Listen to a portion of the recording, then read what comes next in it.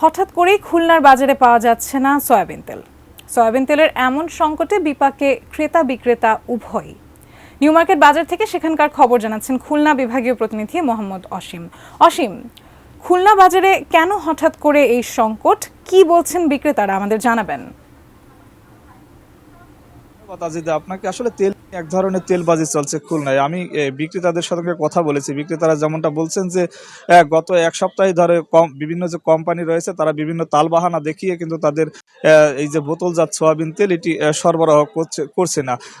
তারা বলছেন যে তাদের সরবরাহ করা এই মুহূর্তে সম্ভব না, তাই কারণে বিক্রেতারাও বিক্রয় করতে পারছে না। আপনাকে জানিয়ে রাখি যে গতকালকে সকাল থেকে খুলনার কোনো বাজারে বোতলজাত সয়াবিন তেল নেই। একই সাথে আজ সকাল থেকে আমরা দেখেছি যে লুজ যে সয়াবিন তেল ছিল সেটিও কিন্তু অনেকটা সংকটে রয়েছে।